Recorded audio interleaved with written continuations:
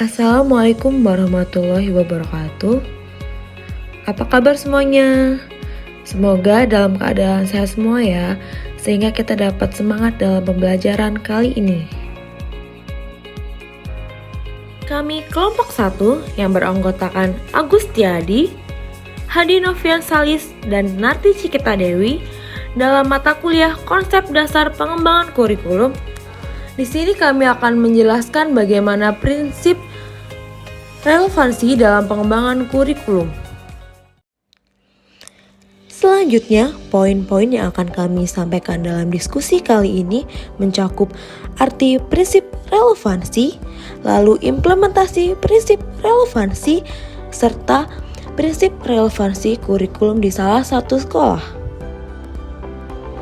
Yang pertama yang akan kami bahas yaitu arti prinsip relevansi. Sebenarnya, prinsip dan relevansi merupakan istilah yang tidak asing bagi kita. Tapi, apakah teman-teman mengetahui apa arti prinsip relevansi? Mari kita bahas. Prinsip relevansi merupakan gabungan dari dua kata, yaitu prinsip dan relevansi. Menurut Kamus Besar Bahasa Indonesia, prinsip adalah asas atau kebenaran yang menjadi pokok dasar berpikir, bertindak, dan sebagainya. Sebuah prinsip sangat erat kaitannya dengan kata fundamental. Sedangkan menurut Kamus Besar Bahasa Indonesia, arti relevansi adalah hubungan atau kaitan. Jadi, apabila kata prinsip dan relevansi digabungkan, apakah teman-teman sudah memiliki bayangan apa itu prinsip relevansi? Prinsip relevansi mengandung arti bahwa sebuah kurikulum harus relevan dengan perkembangan ilmu pengetahuan dan teknologi atau IPTEK, sehingga para siswa mempelajari IPTEK yang benar-benar terbaru, yang memungkinkan mereka memiliki wawasan dan pemikiran yang sejalan dengan perkembangan zaman saat ini. Menurut Heri Hernawan DKK 2002, prinsip relevansi kurikulum merupakan relnya pendidikan untuk membawa siswa dapat hidup sesuai dengan nilai-nilai yang ada di dalam masyarakat, serta membekali siswa baik dalam pengetahuan, sikap, maupun keterampilan sesuai dengan tuntunan dan harapan masyarakat. Oleh sebab itu, pengalaman-pengalaman belajar yang disusun dalam kurikulum harus relevan dengan kebutuhan masyarakat. Inilah yang dimaksud prinsip relevansi.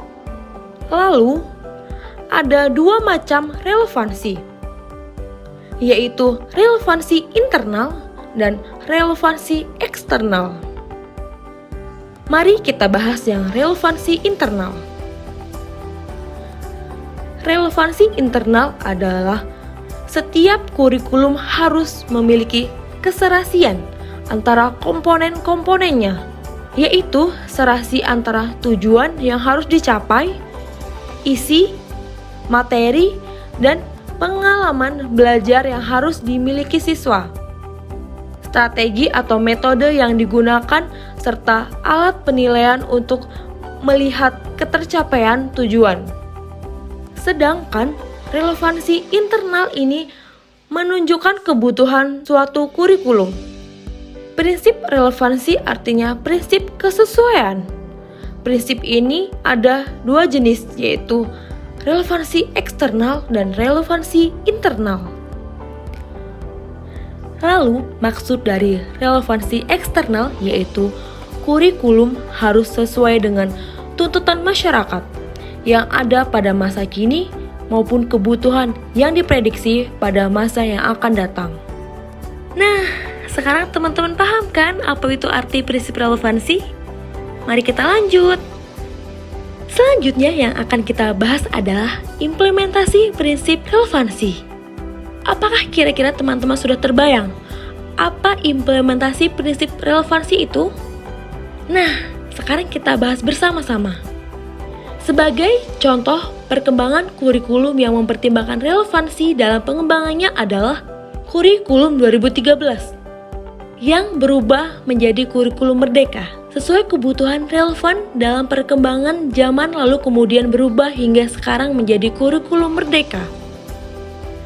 Salah satu tujuan kurikulum merdeka adalah mengejar ketertinggalan pembelajaran yang disebabkan oleh pandemi COVID-19.